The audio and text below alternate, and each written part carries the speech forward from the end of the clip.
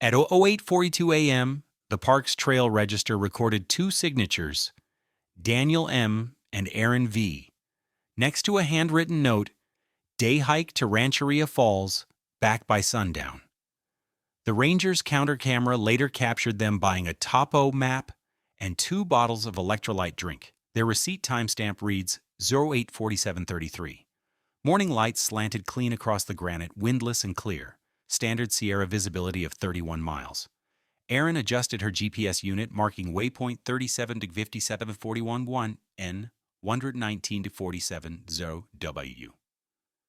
Daniel checked the reservoir level chart posted near the visitor center bulletin board, a habit born from years of precision. They laughed about sunscreen weight versus snacks, routine words small enough to vanish in air, no storm warnings, no alerts, just heat building through the ridges. By 2010, when the Ranger closed the register, no return signature was recorded. It was logged as absence, not emergency. They had met at REI's Wilderness First Aid Certification course in February 2018. Daniel Markowitz, 32, a software engineer at Salesforce, and Aaron Vasquez, 29, an environmental law researcher from UC Berkeley. By July 2019, they'd completed 11 weekend hikes together across Northern California.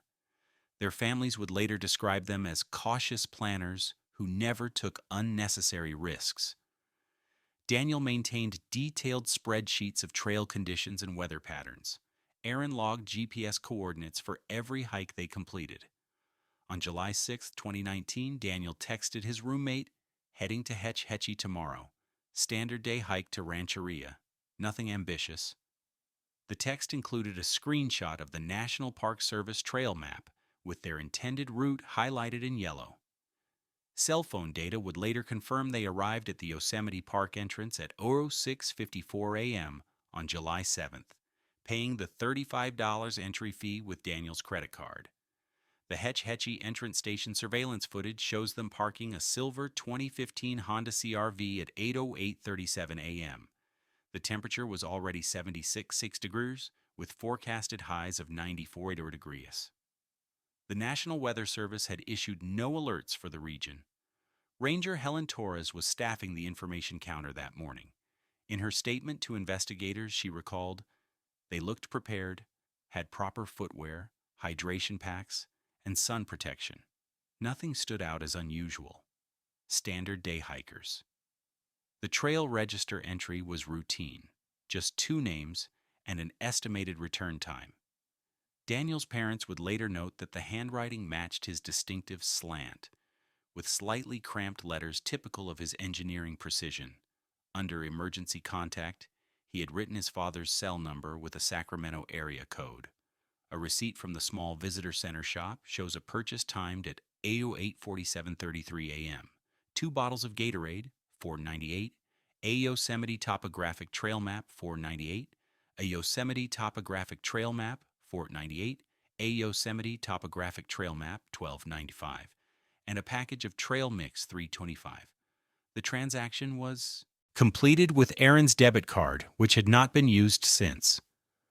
"I remember the sound of their boots on the linoleum," Ranger Torres later testified. "The squeak and release that hiking boots make." The visitor center was quiet that morning, just the hum of the refrigerator case and the slight rattle of the air conditioner fighting the heat. When interviewed by the Mariposa County Sheriff's Department, Torres added, "They asked about water levels at Wapama Falls. I told them it was flowing well for July. Nothing in that interaction suggested anything but a straightforward day hike." The documentation of their preparation would later become the baseline for everything that followed. Rancheria Falls Trail rises 1,200 feet over 5.5 miles from the Hetch Hetchy Reservoir. Its granite switchbacks are moderate in difficulty but challenging in summer heat. On July 7, 2019, the temperature reached 91 degrees by noon. Search records would later note that heat-related incidents in the park had increased 27% from the previous summer. A German couple, the Schmidts, encountered Daniel and Aaron at approximately 09:40 a.m. near the Tuilala Falls viewpoint. In their witness statement, they recalled passing a fit couple in their 30s, the man in a blue, moisture-wicking shirt, the woman in a gray tank top with a red bandana. This description matched the clothing visible in the entrance station surveillance footage. They were maintaining good pace, Otto Schmidt told investigators. The man was checking something on his phone, maybe GPS. The woman offered us trail mix. Normal hikers, taking photos of the reservoir. Cell tower data confirmed Aaron's phone pinged the O'Shaughnessy Dam Tower at 09:26 a.m., then again at 10:02 a.m., as they progressed northwest along the trail. The last definitive technological footprint was a text message Aaron sent to her sister at 10:17 a.m. Already hot, but views worth it. Send you pics tonight. Attached was a photograph of Daniel standing at a trail junction with distant mountains visible behind him. This image would later become central to the search documentation, as it contained embedded GPS coordinates: 37-58 SO3N, 119-4758W. Leah Williams, 42, a day hiker from Modesto, reported to rangers that she encountered the couple at approximately 11:15 a.m. near the second bridge crossing. We chatted about water filtration. They had plenty of supplies. The man mentioned they were timing their hike to reach Rancheria Falls by lunch. Williams added that both appeared in good spirits, showing no signs of distress or dehydration despite the mounting heat. Park records noted 6 other hiking groups on the Rancheria Trail system that day. 5 completed their hikes and signed out at the trailhead register. The 6th, a family of 4 from Seattle, turned back at the 2-mile marker due to a child's blistered foot. Between 11:15 a.m. and sunset, no verified sightings of Daniel or Aaron were recorded. The afternoon. Temperature peaked at 96 degrees for around 2:30 p.m., with high sun exposure on the granite slopes above the reservoir. Every data point throughout the morning was still within expectation. By 20:10 p.m., when Ranger Javier Mendez closed the trail register, Daniel and Aaron's entry remained unsigned for return. This was not immediately flagged as concerning. Park protocol classifies hikers as overdue only after nightfall and as potentially missing after a 24-hour absence unless specific distress signals are received. Their vehicle remained in the day-use parking area. Mendez placed a standard courtesy notice on the windshield. Overnight parking fee required, $10. Please pay at entrance station. The notice, preserved in case files, shows he checked possible overdue hikers and added a handwritten note. If you need assistance, station closes at 9 p.m., reopens 8 a.m. That evening, as shadows lengthened across Hetch Hetchy, Aaron's sister Lucia sent a text message at 21:34 p.m. "How was the hike? Send those pics you promised." There was no delivery confirmation. The following morning, July 8th, Ranger Torres resumed duty at 08:00 a.m. and noted the silver Honda still in the parking lot, the courtesy notice untouched beneath the windshield wiper. According to standard operating procedure, she filed an internal visitor overdue check form, but deferred escalation until the 48-hour mark. At 10:22 a.m., Lucia Vasquez called Aaron's phone again. The call went straight to voicemail. At 14:17 p.m., she called Daniel's phone with identical results. The National Park Service Visitor Protection Division records show that at 16:43 p.m., Lucia called the Yosemite emergency line to express concern. The ranger who took the call, Marcus Webb, documented the conversation. Caller reports sister and hiking partner overdue from day hike to Rancheria Falls, advised that 24-hour absence is normal margin for day hikers who may have extended trip. Vehicle presence noted, no evidence of distress at this time.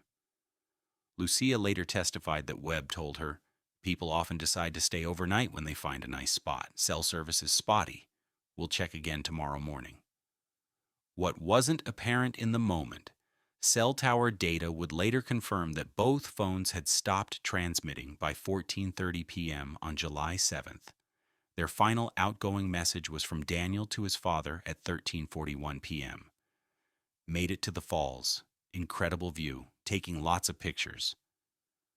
The image attached showed Aaron smiling beside rushing water, her red bandana now tied around her neck against the sun. Protocol defines concern by time, not by instinct. By Monday dawn, their coordinates had already stopped transmitting. In Yosemite National Park, search and rescue statistics reveal a sobering pattern. The park records an average of 232 missing person reports annually, with approximately 92 requiring formal search and rescue (SAR) activation. While most missing hikers are located within 24 hours, often having simply taken wrong turns or extended their stays, the longer someone remains missing, the more concerning the situation becomes. Park Service records indicate that for every 12 hours beyond expected return, the probability of injury or incapacitation increases by 22%. On July 9, 2019, at 08:12 a.m., with Daniel and Aaron now absent for over 36 hours, Yosemite Dispatch Center formally opened search and rescue incident number 19071. The designation "too overdue hikers" triggered the mobilization of Ground Team Alpha, consisting of 6 trained search personnel and 1 K9 unit. According to the incident log, the team deployed at 09:35 a.m. with standard wilderness search equipment, topographic maps, GPS units, first aid supplies, and communication gear. Incident Commander Rita Sanchez established a command post at the Hetch Hetchy Ranger Station. The morning briefing, captured on audio log Jupiter 197101, outlined search parameters. Primary search zone extends from Trailhead to Rancheria Falls, with secondary focus on off-trail areas within 200 yards of the designated path. Weather conditions, clear skies, temperatures projected to reach 92 degrees Fahrenheit. Communications check every 30 minutes on Channel 4. A Bell 407 helicopter from Yosemite Aviation was deployed for aerial reconnaissance at 10:23 a.m. Pilot James Donaldson noted in his flight log that visibility was excellent, but canopy cover in many areas obscured ground view. Heat signatures difficult to isolate due to solar warming of exposed granite, his report stated. The rotor wash from the low-flying helicopter sent dust and pine needles swirling across the command area, coating equipment with a fine layer of Sierra grit. Lucia Vasquez arrived at the ranger station at 11:07 a.m., having driven overnight from Berkeley. Park records note that Ranger Catherine Liu conducted the initial family interview, gathering critical information about Daniel and Aaron's hiking experience, medical conditions, none reported, and identifying features. Lucia provided recent photographs showing Daniel's short brown hair and athletic build, and Aaron's shoulder-length black hair and distinctive red-framed glasses. "They're experienced," Lucia emphasized in the recorded interview. "They always carry extra water and emergency supplies. Something is wrong." Her voice remained steady, but her hands trembled as she passed her phone to Liu, showing the last communication from her sister. The search perimeter was drawn as geometry, precise grids mapped across wilderness terrain, but the impetus driving each searcher forward was distinctly human. The second day of the search operation, July 10th, began before dawn. Weather records show the temperature at 05:30 a.m. was already 70 centigrade with negligible wind. Search team leader Miguel Rodriguez divided the expanded operation into 4 sectors. Alpha team would recheck the main trail, Bravo would canvass the northern ridge above the falls. Charlie would explore drainages and ravines south of the trail, and Delta would conduct a shoreline search along the reservoir's edge. By mid-morning, the search involved 24 personnel, including 8 volunteers from the Tuolumne County Search and Rescue Association. The Incident Command Post maintained a steadily updated map with colored pins marking completed search grids. Ranger Liu described the atmosphere as methodical tension, organized, precise, but accelerating with each passing hour. At 13:42 p.m., K9 handler Teresa Montgomery radioed from the northern slope above the falls. K9 showing interest near grid marker 247. The search coordinator's voice crackled through the radio. "Copy that. Signal possible at grid 247. Can you confirm?" After 3 minutes, Montgomery responded, "False alert. Deer bedding area. Continuing sweep." By late afternoon, the helicopter had completed 4 flight patterns using infrared imaging to search for heat signatures. The official report noted thermal detection inconclusive due to canopy density and heat absorption in granite surfaces. Multiple wildlife signatures identified and cleared. That evening, Daniel's parents arrived from Sacramento. The command post log recorded their presence at 19:05 p.m. They brought additional photographs and detailed information about Daniel's equipment: a black Gregory backpack, Merrill hiking boots size 9.5, and a distinctive blue Hydro Flask water bottle with software company stickers. On July 11th, the third search day, operations expanded to include a water search team with sonar equipment along the Rancheria Inlet. The Park Service called in technical specialists from Stanislaus County Search and Rescue to explore several steep drainages where falls might be possible. Weather conditions remained clear but punishingly hot, with temperatures again reaching the mid-90s. At 14:28 p.m., Search Team Bravo reported finding what appeared to be fresh boot prints near a trail cairn marked as R47 on park maps. Field notes documented tread pattern consistent with Merrill Moab approx. Size 9.5, probable male. Direction of travel appears northbound, off established trail. Prints terminate at granite surface. The discovery redirected search efforts toward the North Ridge, where vegetation grows denser and ravines cut deeper into the terrain. 3 teams conducted grid searches of the area until sunset, calling out names that echoed across the valley without response. That evening, during the team debriefing, a quiet fell across the command center when Incident Commander Sanchez announced, "Tomorrow we'll be bringing in cadaver dogs." She paused before adding, "But we maintain rescue mode until evidence indicates otherwise." Hope functions as operational stamina. Each morning, searchers returned to the field carrying both equipment and the unspoken weight of possibility. By mid-July, the search for Daniel and Aaron had evolved into one of the larger operations in Yosemite's recent history. Daily briefings now included representatives from multiple agencies: National Park Service, Mariposa County Sheriff's Department, California Highway Patrol Air Operations, and volunteer SAR teams from 3 counties. On July 13th, a hiker reported finding a food wrapper approximately 2.1 miles north of Rancheria Falls. The discovery briefly energized search teams until analysis revealed manufacturing dates from 2018, likely from previous hikers. Search personnel called it the wrapper incident in their field notes, a reminder of how hope attaches to the smallest potential evidence. Meanwhile, as days without contact stretched into a week, online speculation intensified. Park officials noted a 400% increase in social media mentions of the case, with theories ranging from animal attacks to voluntary disappearance. The Yosemite Public Information Officer issued a statement on July 14th requesting the public avoid spreading unconfirmed information that might hamper the investigation. The FBI Sacramento field office provided behavioral analysis support beginning July 15th. Special Agent Caroline Winters conducted interviews with family members, focusing on establishing baseline behaviors and identifying any potential factors that might explain a deliberate departure from the trail. "There's no indication they planned anything other than a day hike," Winters noted in her assessment.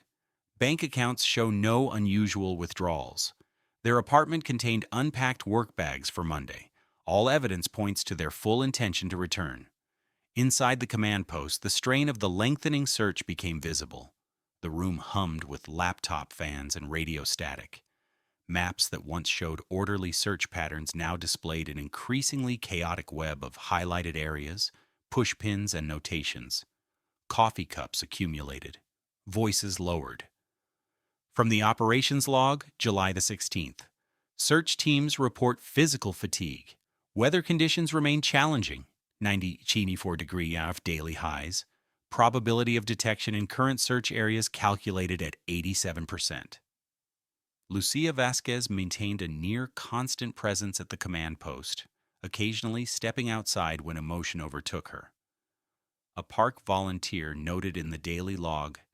Family member, sister, appears emotionally drained but composed, provides information as needed, sleeps in vehicle between briefings. Daniel's father, Robert Markowitz, was often seen studying the search maps, occasionally offering suggestions based on his son's hiking preferences. Daniel always gravitates toward water sources, he told searchers. He wouldn't stay on exposed ridges in this heat.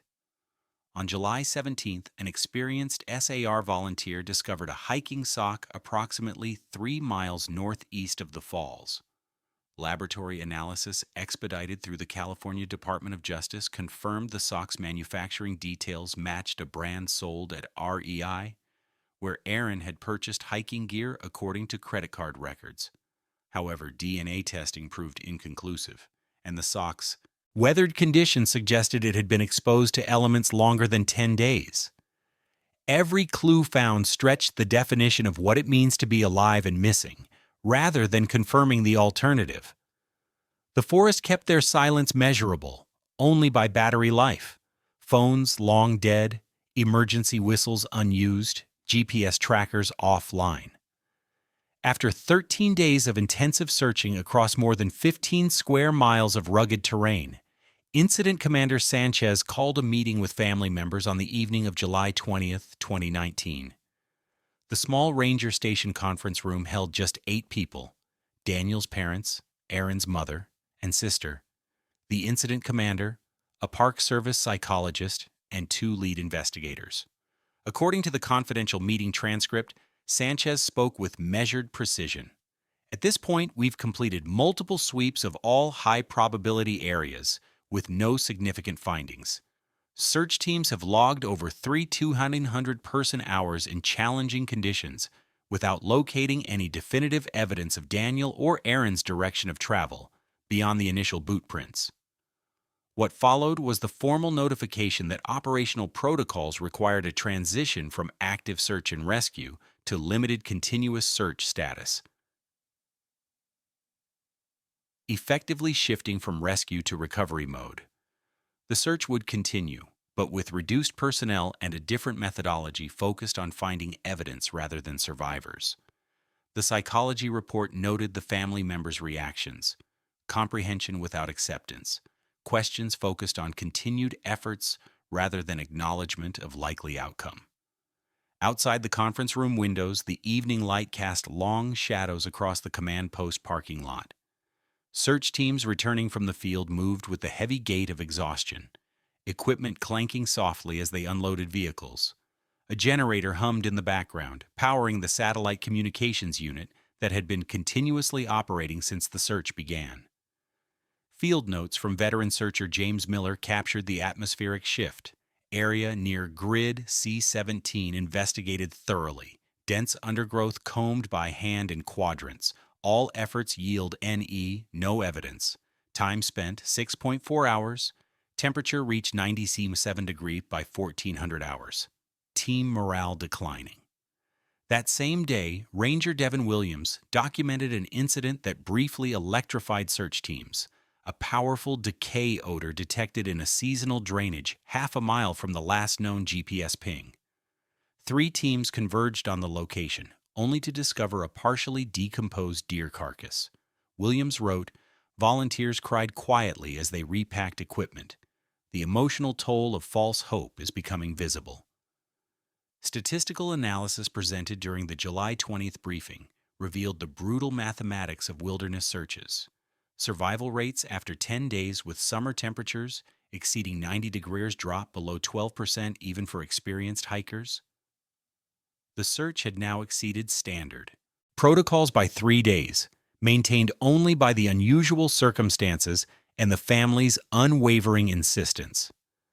SAR volunteer Amy Rodriguez, who had participated in 17 previous Yosemite searches, told investigators, "Usually we find something: a backpack, distinctive clothing, even just a water bottle. The complete absence of personal effects is what makes this case so unusual." As night fell across the Sierra, the park returned to its natural rhythms. Coyotes called across ridge lines. Wind stirred pine branches. The command post lights burned through the darkness, illuminating maps where red lines tracked every foot of terrain already searched, creating a web of absence, places where Daniel and Aaron were definitively not found. The wilderness kept their silence measurable only by battery life. The transition to limited continuous search status meant scaling back daily operations while maintaining investigative momentum. By July 25th, most volunteer teams had been released, though regular park ranger patrols continued to cover the Rancheria Falls area, with search protocols in mind.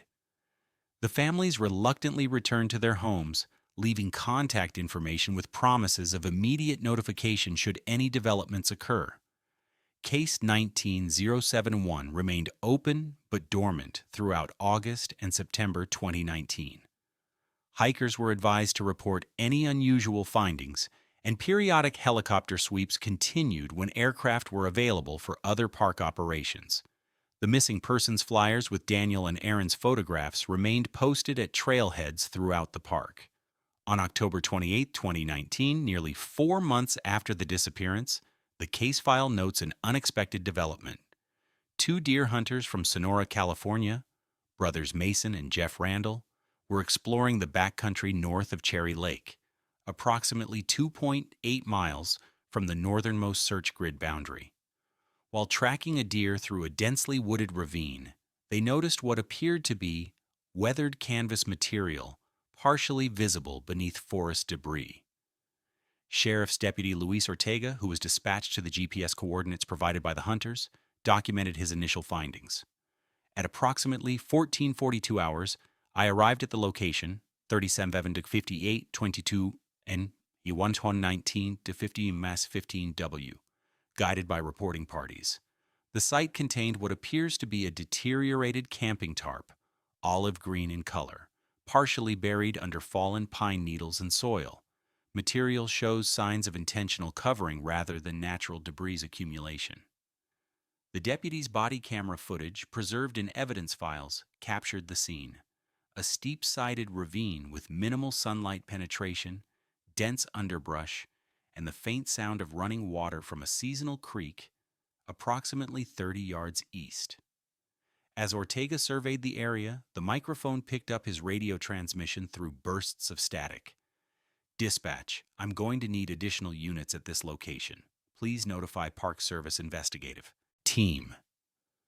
The camera panned slowly across the ground, revealing what appeared to be deliberate terrain disturbance. Parallel drag marks, approximately 18 inches apart, leading from a primitive trail to the location of the tarp. As Ortega stepped carefully around the perimeter, he noted, "Ground shows evidence of disturbance beyond animal activity, requesting crime scene response." By sunset, the area had been secured with crime scene tape. Flashlights created dancing shadows among the trees as the initial assessment team worked to preserve the scene from overnight wildlife intrusion. Generator noise provided a mechanical backdrop to the otherwise silent forest, powering portable lights that created a harsh, clinical dome of visibility in the gathering darkness. Mariposa County Sheriff's Detective Sandra Miller arrived at the scene at 19:22 p.m. Her case notes described the atmosphere. Remote location with difficult access. Area feels deliberately selected for isolation. Access point requires knowledge of unmapped hunter trails. Location receives minimal foot traffic, especially in non-hunting seasons. The discovery site was approximately 4.3 miles from where Daniel and Aaron were last seen on the Rancheria Falls Trail. It lay outside all search grids established during the initial operation, beyond the statistical distance that lost hikers typically travel, particularly in difficult terrain. Discovery is always accidental. Procedure follows retrospectively. By midnight, as fog settled into the ravine, investigators had already shifted their approach from missing persons protocol to potential homicide response.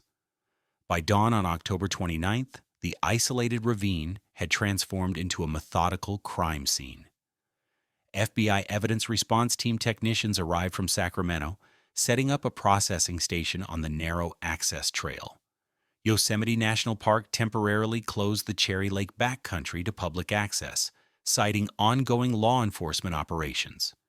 The Mariposa County Coroner's preliminary assessment, documented at 10:17 a.m., noted, "Site appears consistent with clandestine burial.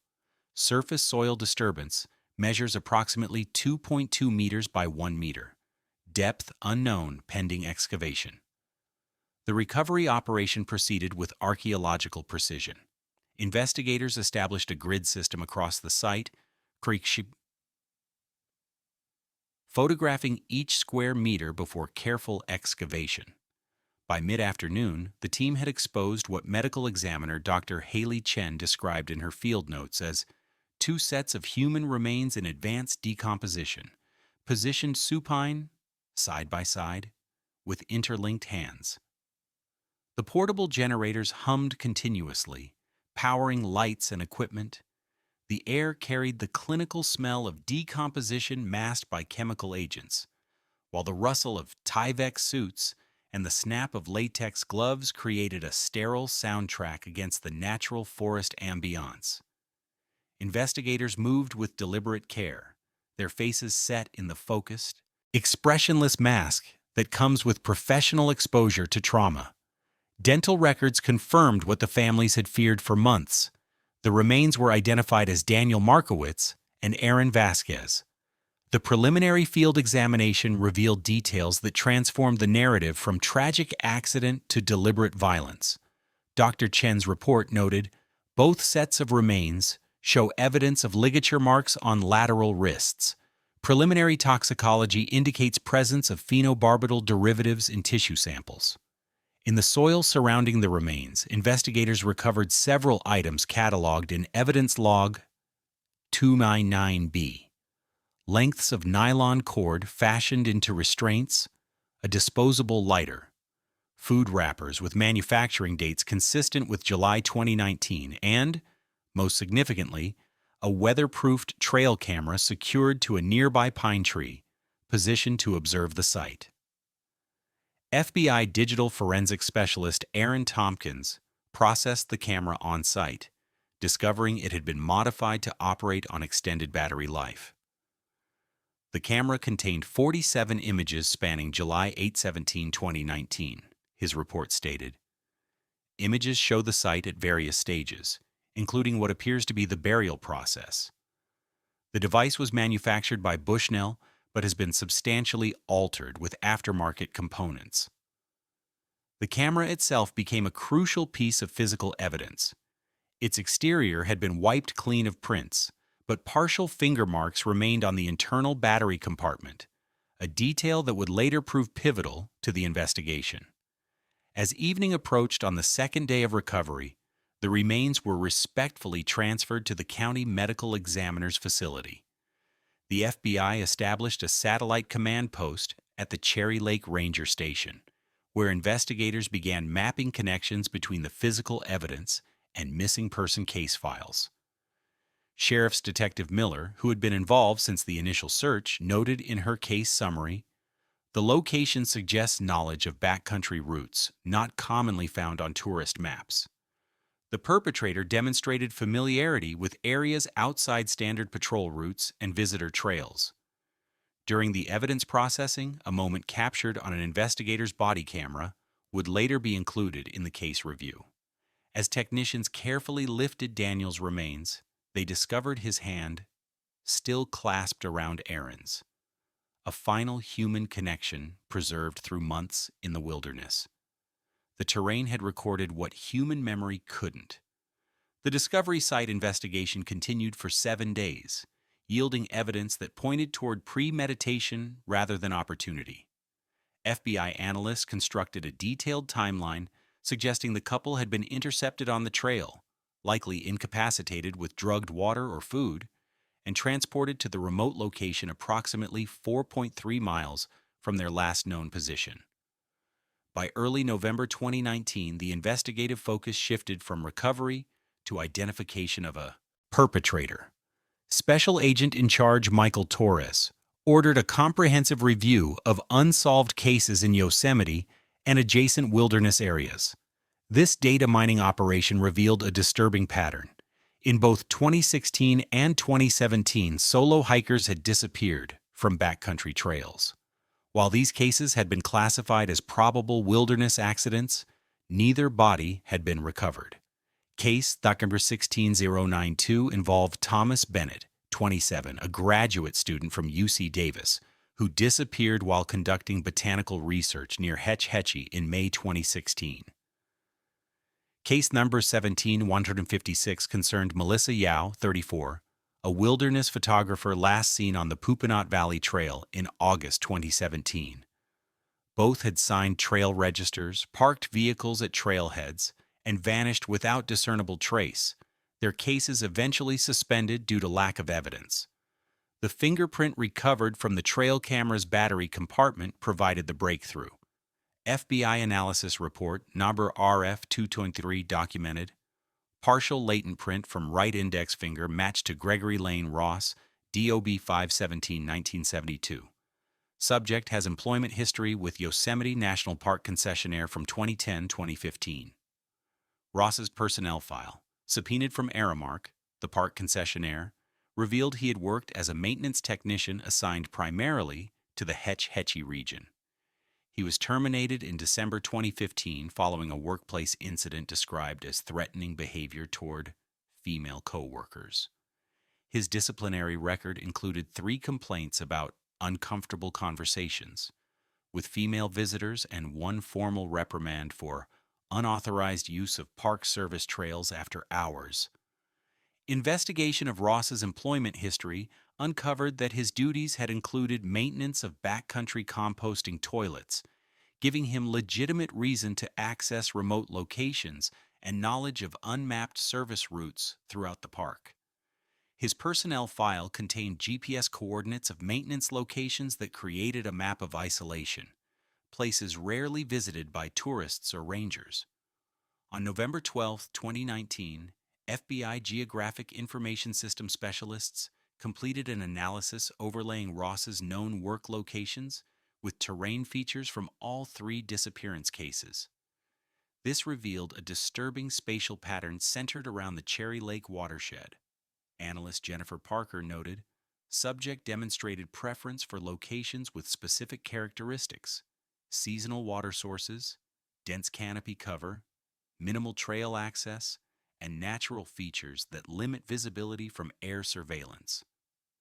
The GIS analysis identified a cabin located approximately 2.7 miles south of Cherry Lake as a high-probability location for investigation. Records showed the structure was a former seasonal ranger outpost decommissioned in 2008 but sometimes used for emergency shelter. As a maintenance worker, Ross would have had knowledge of the structure and possibly possessed keys or access codes. On November 14th, FBI evidence response team members executed a search warrant at the cabin. Their report documented, structure shows signs of recent habitation, recovery of physical evidence including modified restraint materials matching those found at burial site. Location contained personal effects tentatively matching description of items carried by Bennett, 2016, and Yao, 2017. The psychological toll on search personnel became increasingly evident. FBI critical incident response protocols were activated, providing mandatory debriefing sessions for agents and officers exposed to the recovery sites.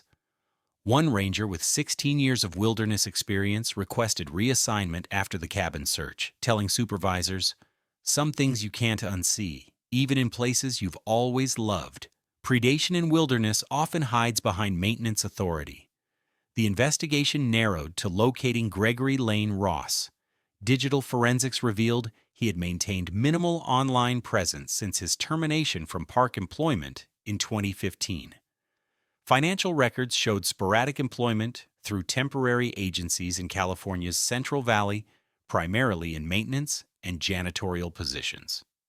His last known address was a month-to-month rental in Modesto, which neighbors reported had been vacant since early October 2019. On January 7, 2020, an alert Greyhound bus driver in Fresno recognized Ross from law enforcement bulletins. California Highway Patrol officers took him into custody without incident at the downtown transit center. According to the arrest report, Ross carried a backpack containing $1,740 in cash, 3 prepaid debit cards, a California fishing license, and a dog-eared Yosemite backcountry map marked with hand-drawn symbols. The interrogation took place at the FBI Sacramento field office.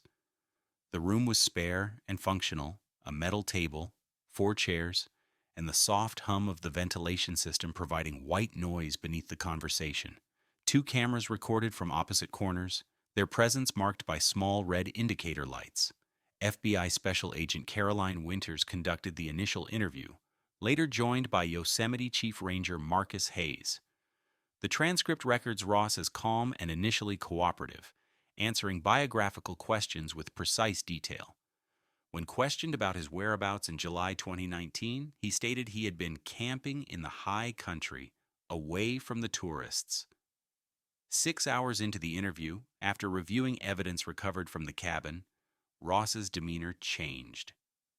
The transcript notes a 12-minute silence, broken when he asked for water.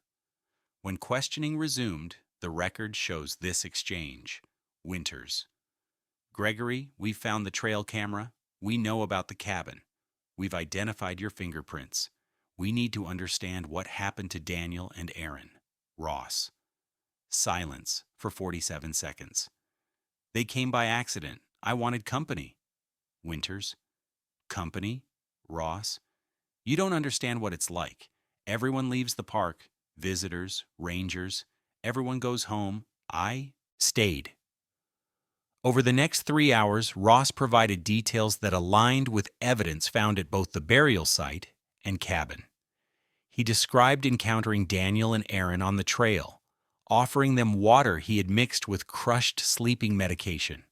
He admitted to transporting them to the cabin while unconscious, restraining them, and keeping them there for several days before killing them. When asked about motive, Ross's responses became fragmented. The mountains get quiet in winter, he said. Sometimes I just needed to hear another voice. The forensic psychologist who reviewed the interview tapes noted signs of what she termed dissociative isolation syndrome, a profound detachment developed during long periods of wilderness solitude combined with underlying antisocial tendencies.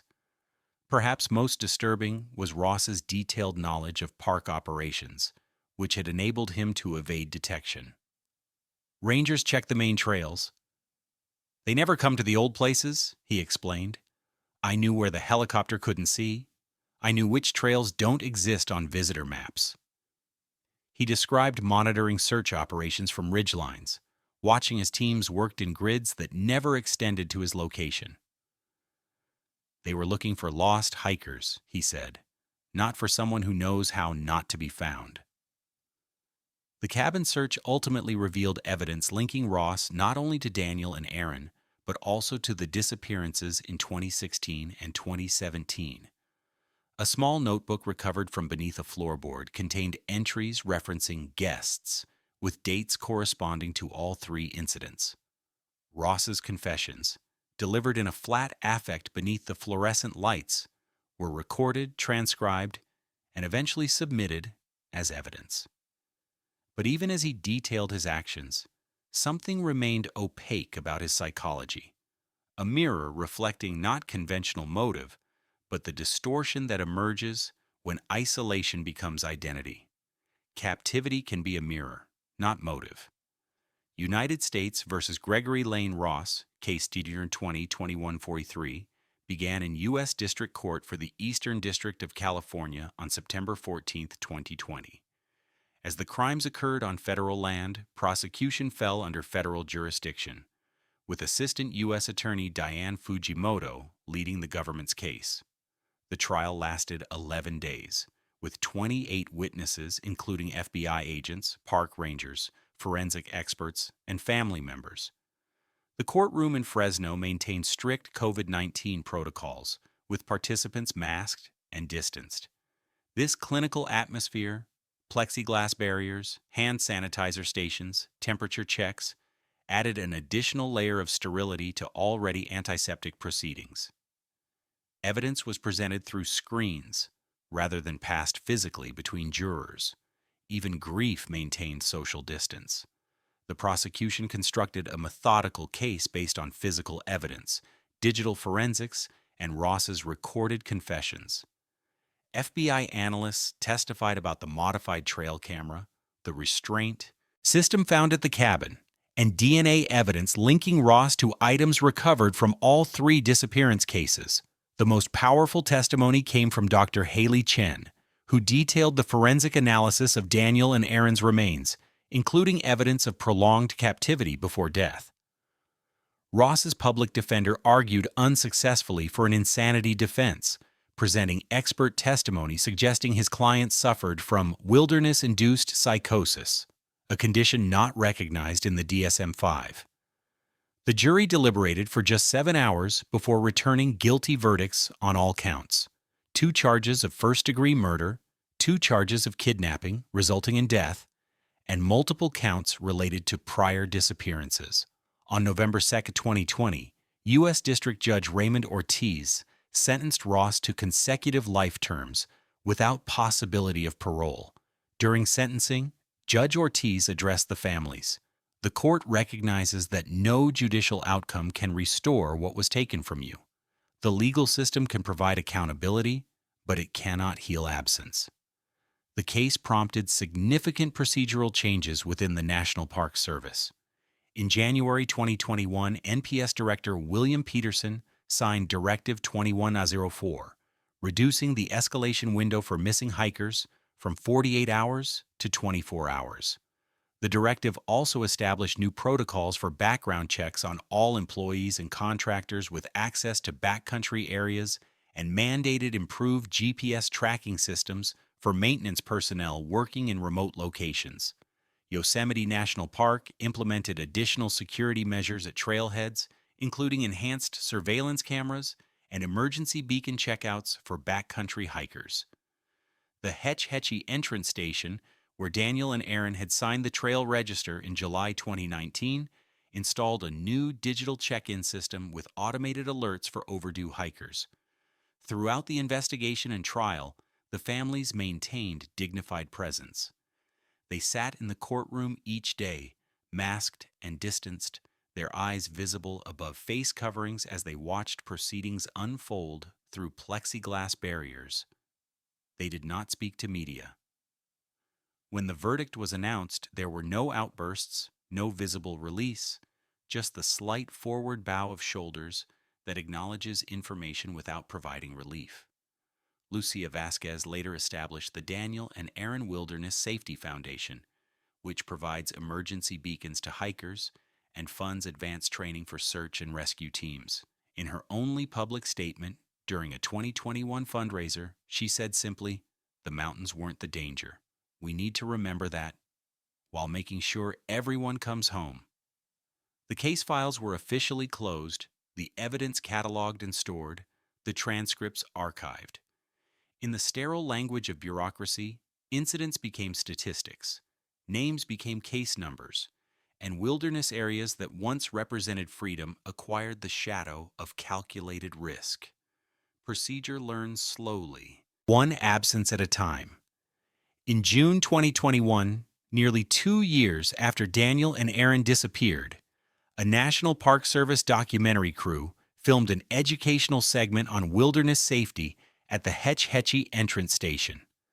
Their footage captured the changes implemented since the case: new security cameras with 360-degree coverage, an electronic check-in kiosk replacing the paper logbook, and emergency beacon rentals available at minimal cost. Ranger Helen Torres, who had been working the morning Daniel and Aaron signed the trail register, remained assigned to the station. In an unscripted moment captured by the filmmakers, she paused while scanning the new laminated safety information sheets. "It's different now," she told the interviewer. "We look at solo hikers differently. We ask more questions. We notice things we might have missed before." The original wooden trail register had been replaced with a sleek touchscreen system. Hikers now received automated text messages if they failed to check out by their designated return time. The system generated alerts to both park rangers and emergency contacts after specific time thresholds. A small plaque beside the kiosk read simply, "Safe Trails," in memory of Daniel Markowitz and Aaron Vasquez. On a quiet weekday morning, the documentary captured a moment when no visitors were present. The wind moved through the pines, with the same sound it had made that July morning 2 years earlier. A soft rushing that could be either comforting or ominous, depending on context. The camera panned across the parking lot where Daniel's Honda had remained for days before anyone recognized something was wrong. The Rancheria Falls Trail remained popular despite its association with tragedy. Park statistics showed only a temporary 12% decrease in hikers following media coverage of the case, returning to normal levels within 6 months. A study published in the Journal of Wilderness Safety noted that while visitors expressed awareness of the case, most believed it represented an anomaly rather than a systemic risk. At the Cherry Lake site where the remains were discovered, nature had already begun reclaiming the area. FBI evidence flags and crime scene tape were long gone. New undergrowth pushed through the soil that had been meticulously sifted and cataloged. The cameras that had documented every square inch of the recovery operation had been replaced by natural cycles of growth and decay. The electronic trail register at Hetch Hetchy recorded 237 hiking parties on July 7, 2021, the 2-year anniversary of Daniel and Aaron's disappearance. None of the hikers interviewed for the documentary mentioned the date's significance.